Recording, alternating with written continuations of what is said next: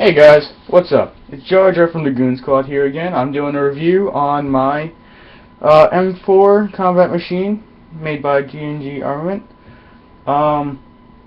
This, I have to say, is probably my favorite gun. It really is. It's extremely heavy compared to some airsoft guns. I'm pretty sure there's also some that are probably heavier than that. Actually, I know there's heavier than that, like machine guns. But for its size, it's actually a very good weight. It's made out of a very nice plastic material. This, I believe this is metal, the barrel's metal, metal, like all the components of it, except for this, the rail right there, the sight, and the grip, I believe, and the trigger maybe. No, the trigger's metal too.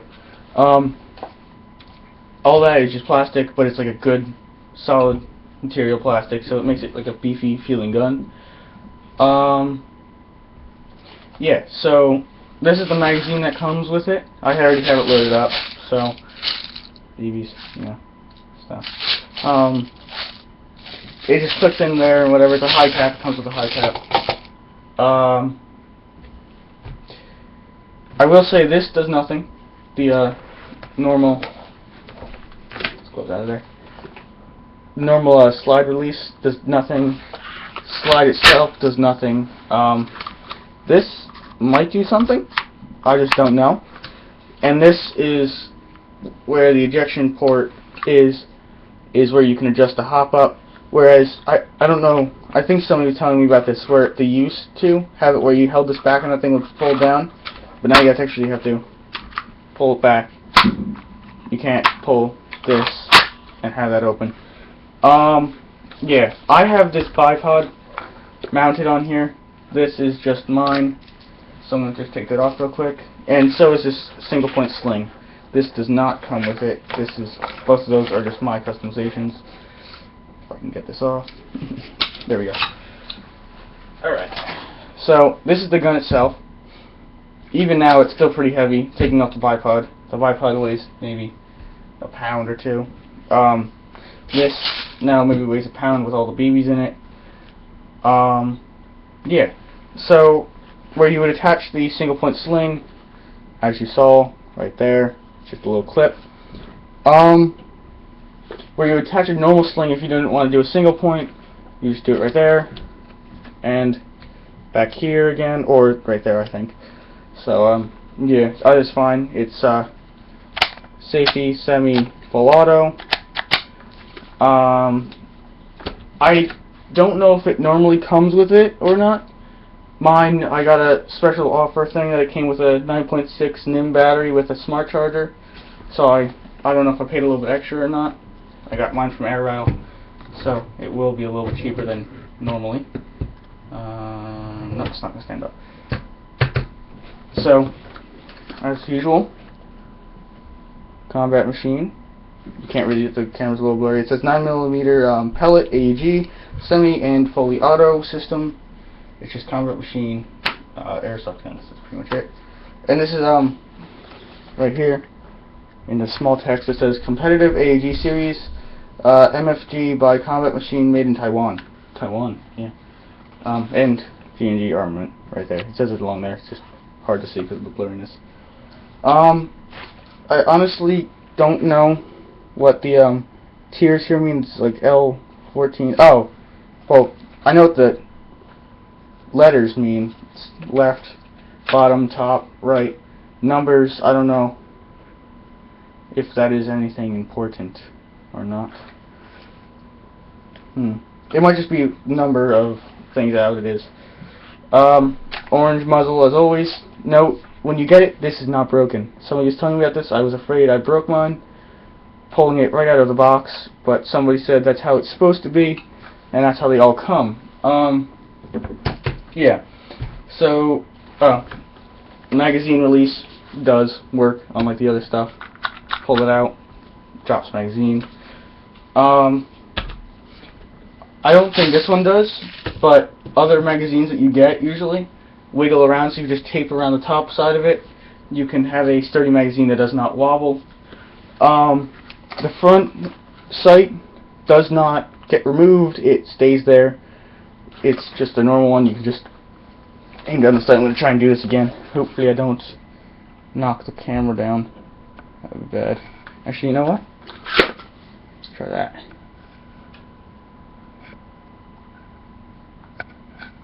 It's actually pretty hard to see. There you go.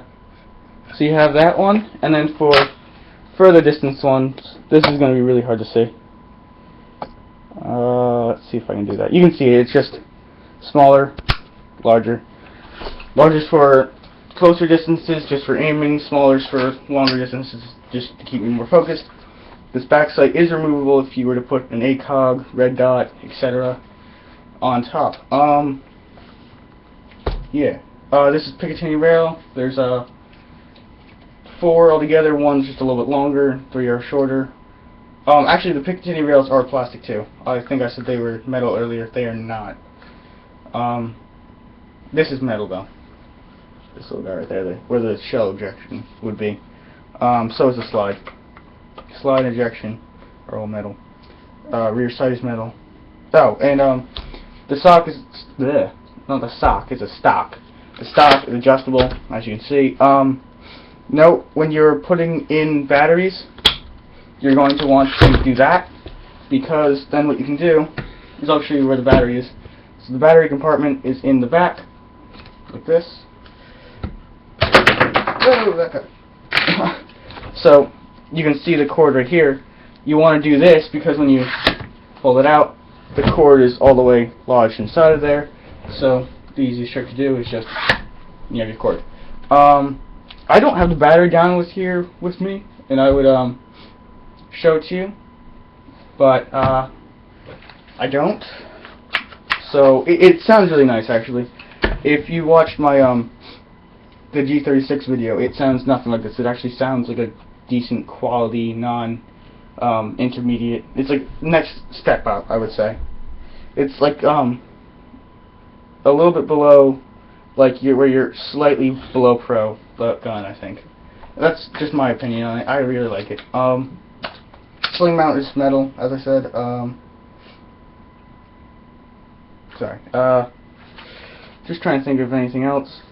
It is not ambidextrous. It just says safety semi and full auto on the side. It really just doesn't do anything, I think.